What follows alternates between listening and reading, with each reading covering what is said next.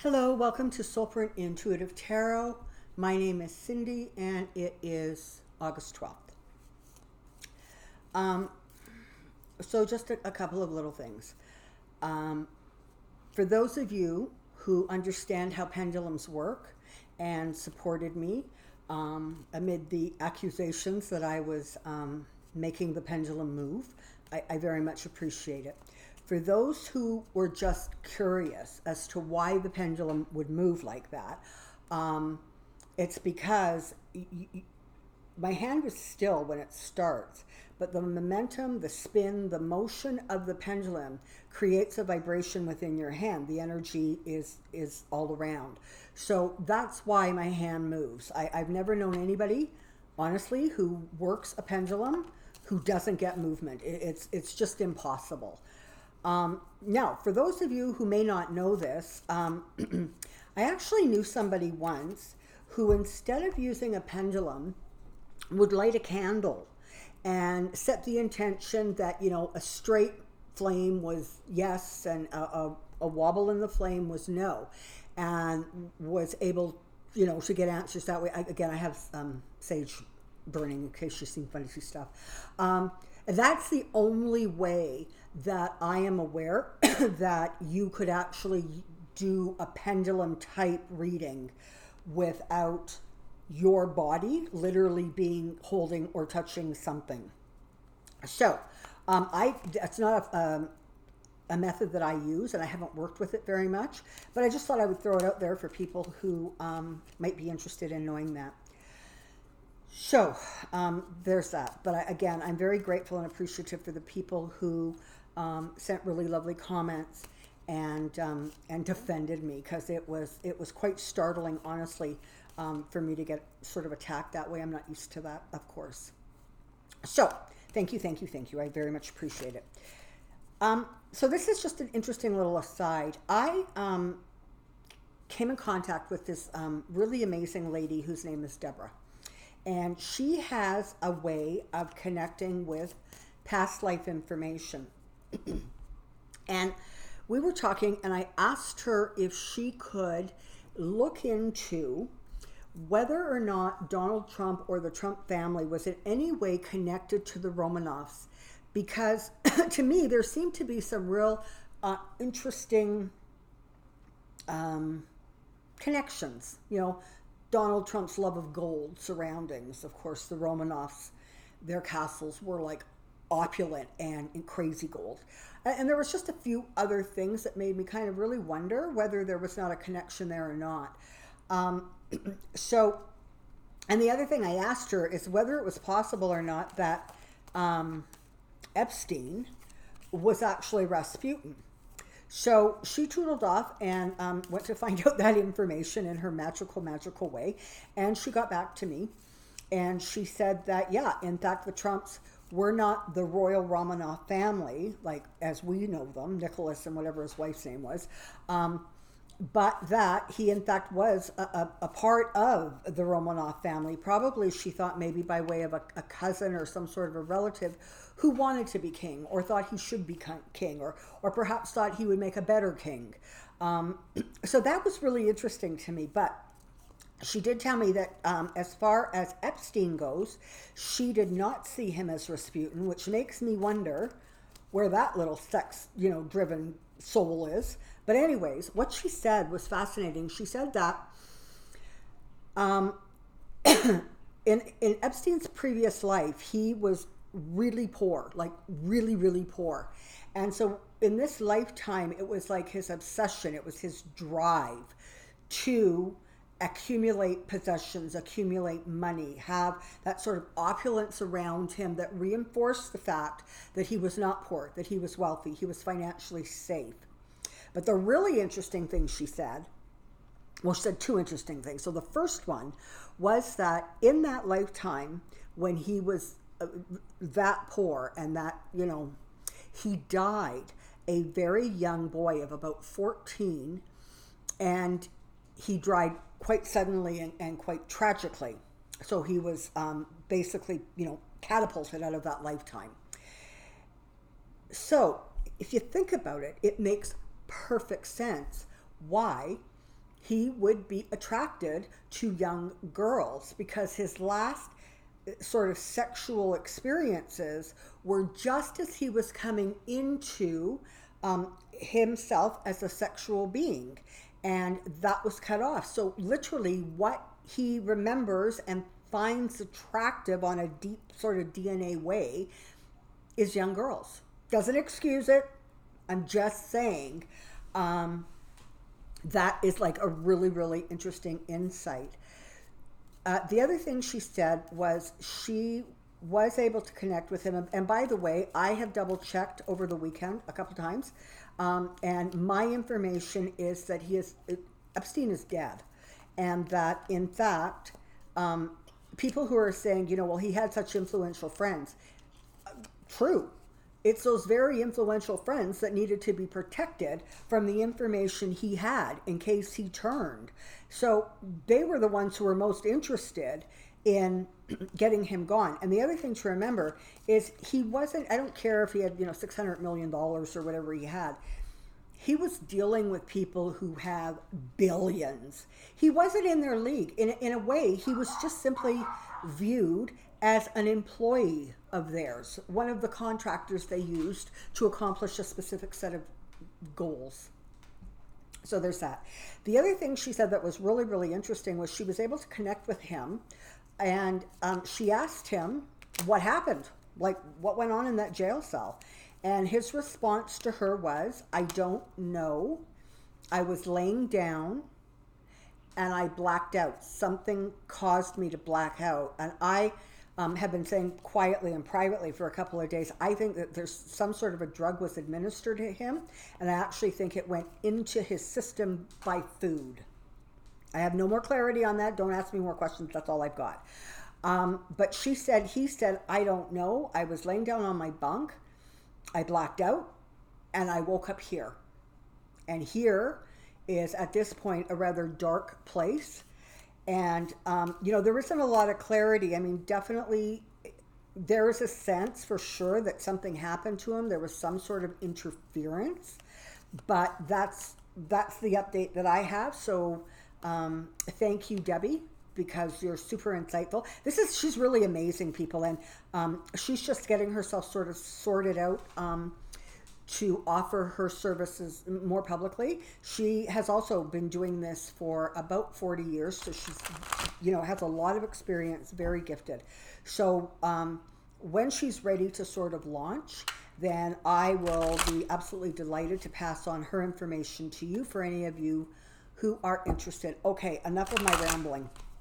I want to do today a deep dive on sex trafficking. It is a dark subject. I don't know. I got to tell you right now, I don't know how deep I'll be able to delve.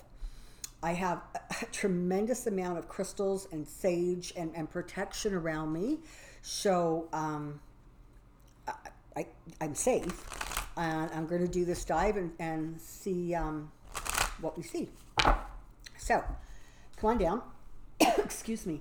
And let's go from here. Oi. Flying cards.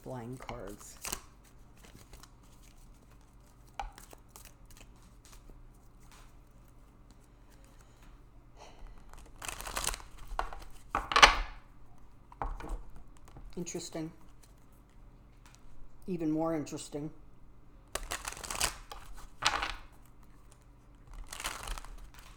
Okay, so global sex trafficking. And of course, my intention is to see what we can find out in terms of the Epstein connection.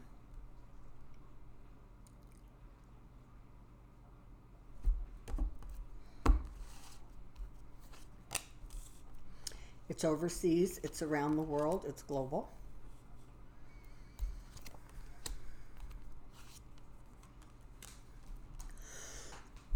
Excuse me. So,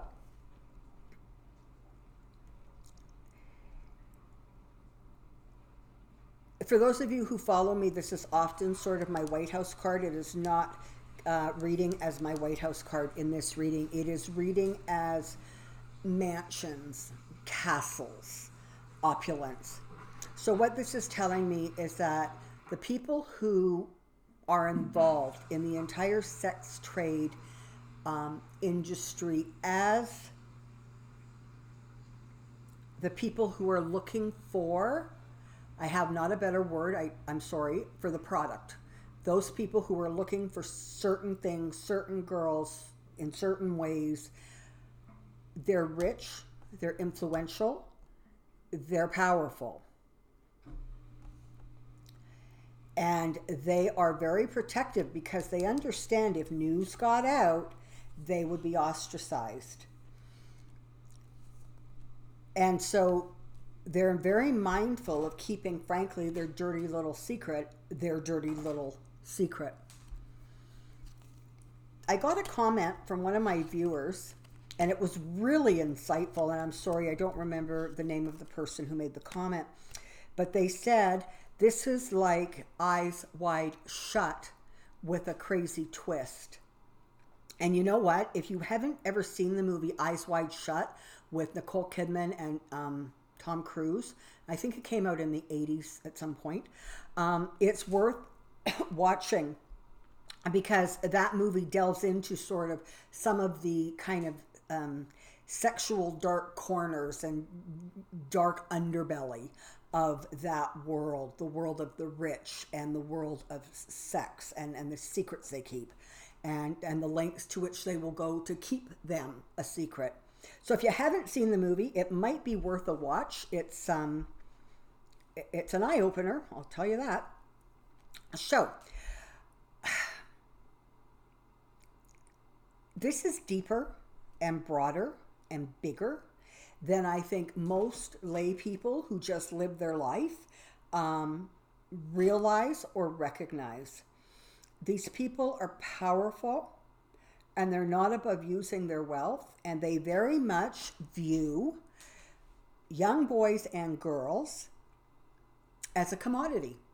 They literally see them as people who are there to fulfill their fantasies, to satisfy whatever that is in them that feels that they are entitled to the things that they take and want. I'm sure by now most of you have heard about Epstein wanting to, populate the women of the island with his DNA so that he could start a new civilization, a new breed. Where do these thoughts come from? Like, really?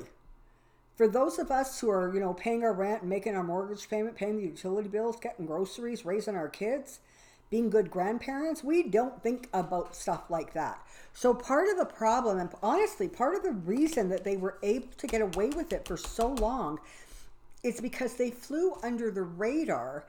And for most people, the whole sex trafficking thing only really started to coming to light sort of within the last decade. Before then, it was incredibly deep. It was so well hidden that, yeah, there might be rumors, there might be this or that, but for the most part, the average person didn't know about it. And so it was able to fly, under the radar. They were able to literally play the two roles. They were able to play the influential, obscenely rich people of purpose, and they were able to accommodate their lower, baser desires and energies, and they were able to do it for a really, really long time. This is not something that is new to this decade. It's not even something that is new to this century. It has been going on before. And it's going to take an incredible amount to stop it. Again, these people are global. They are wealthy. And they really do feel that they are incredibly entitled. So much dark money. And again, they have the money to pay for what they want. And they don't care about who's hurt, who's killed, who's destroyed in the result. It is less than meaningless to them. They literally view the people as a commodity. As horrible as that is, that's absolutely the energy I'm getting. It's just like they don't see it any different than opening a bottle of wine. It's there for their pleasure. End of statement. Okay, there is going to be some news.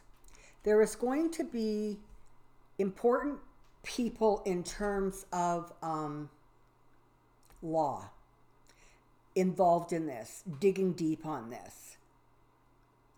And some information is going to come out. There's going to be some information released that hasn't been released before, but don't expect bombshells, don't expect masses of information, and don't expect that it's actually going to, the corruption, that they're going to be able to dig so deep that they can stop it. They're not going to be. They're not going to be able to do that. Also, frankly, do not expect a whole lot. Do not expect a whole lot from the William Barr Department of Justice. There are so many good men and women fighting a good fight and trying to do the right thing, but he simply will block them at every turn. And so they will contribute kind of the bare minimum to not raise, red flags to the rest of the global community. But other countries, I'm getting Scotland Yard really loud and clear. I'm getting Australia, and I apologize, I do not know what that organization is called in your country. I'm getting the oil countries, okay, Saudi Arabia, that area. I'm getting almost as if they are more the consumers. So I don't expect any kind of significant investigations because, of course, their investigations in those areas are completely controlled by royal families. So, and this is an interesting one because I'm getting the Orient, China, Japan, and it's strange because some countries have much more relaxed kind of attitudes about sex and that whole area.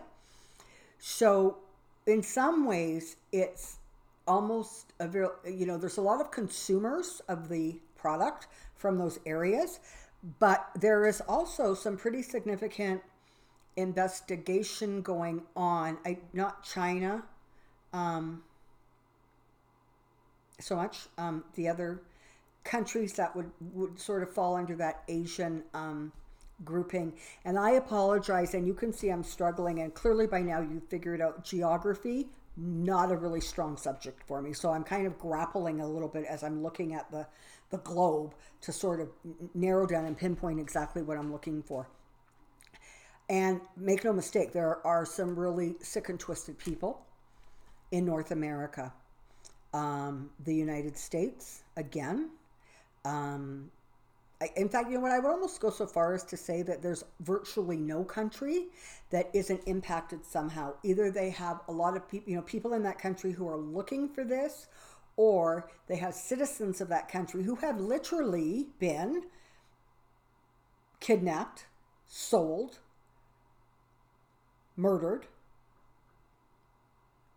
I don't think if you got right down to it, there would be very many places that are left untouched. Russia, another one where you really have a lot of that going on. Again, there's, friends of Putin's who have a lot of wealth. And it's a weird energy because it's almost like, I have so much money, there's nothing I can't have or do, and so I'm bored with the normal, typical stuff.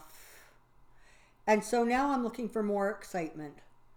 more, darker.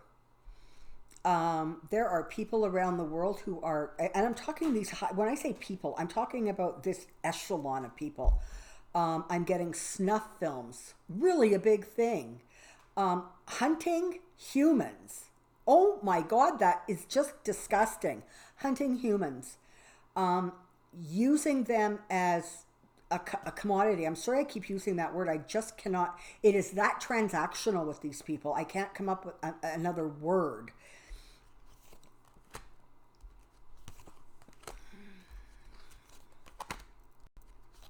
Okay.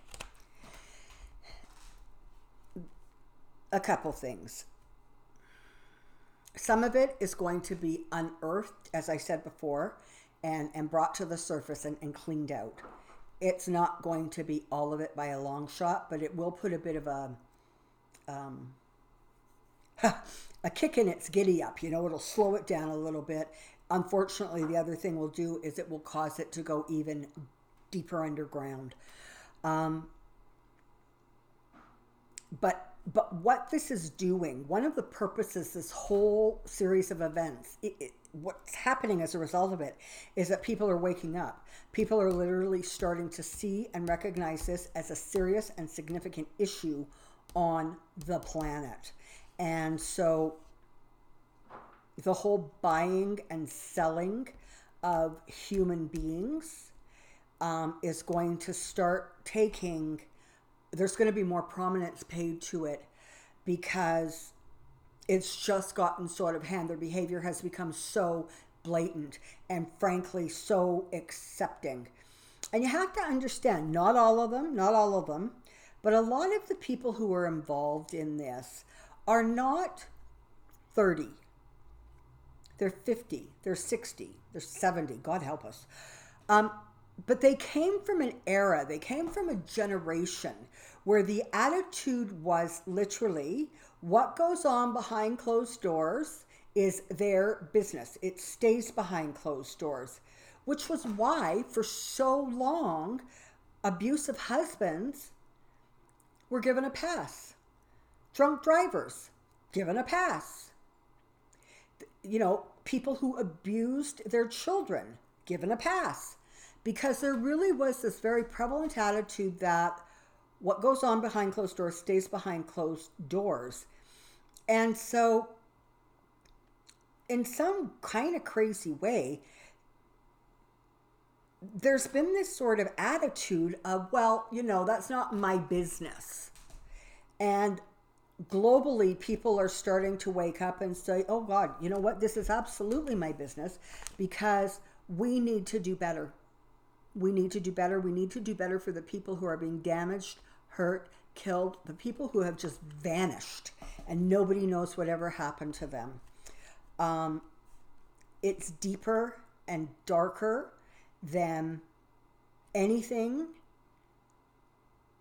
that the average person can imagine. I'm sorry, I actually don't have words for it. It's that kind of creepy. There's going to be a lot of information about Epstein that is going to be covered up. Don't be surprised if there are a couple of people who are literally used as scapegoats, either within the jail system or within the DOJ. Or people's heads are going to roll, but honestly, they're little heads that are rolling. Okay? Some truth will come out,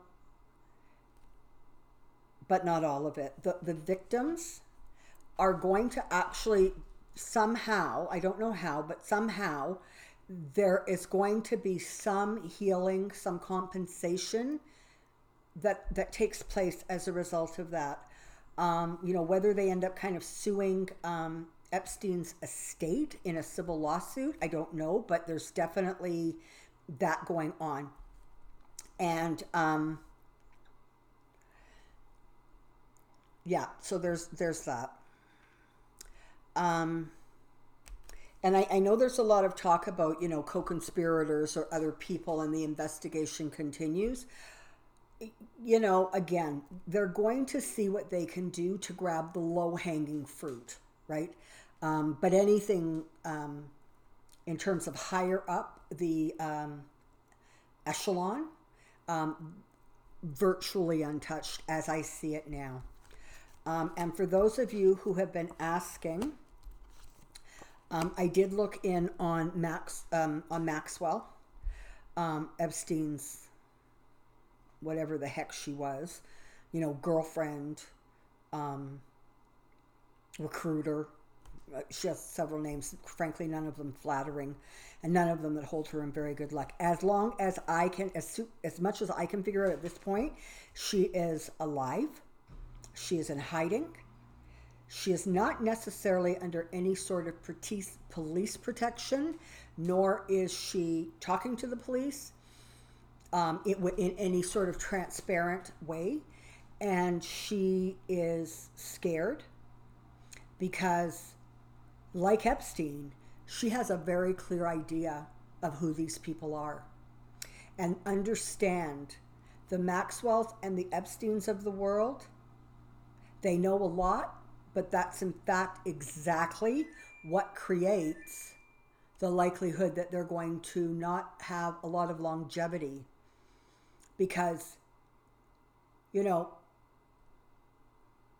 people that are that high up are not going to allow being brought down, frankly, by somebody that low down, okay?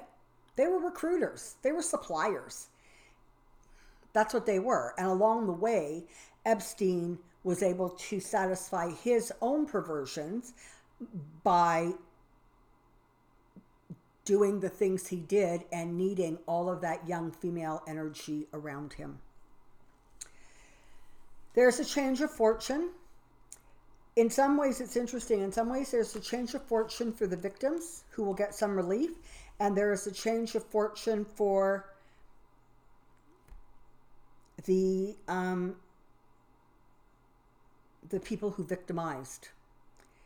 And so there's going to be some upset there. But again, if you're looking for like a big boom and it all gets out and it all gets dug up and it's all gone, I don't see it happening. So that's it for today. Thank you very, very much for finding me and joining me, supporting me. I'm very grateful. The comments are lovely, except for a few. And the subscriptions are doing amazingly well. Thank you so much. And of course, the thumbs up are huge because, that kind of keeps me in rotation. So thank you, thank you, thank you. And I hope, and honestly, I really hope that I do not have to address this pendulum thing again. So thank you so much. I'm so grateful. Take care, be well, and we'll see you real soon. Bye.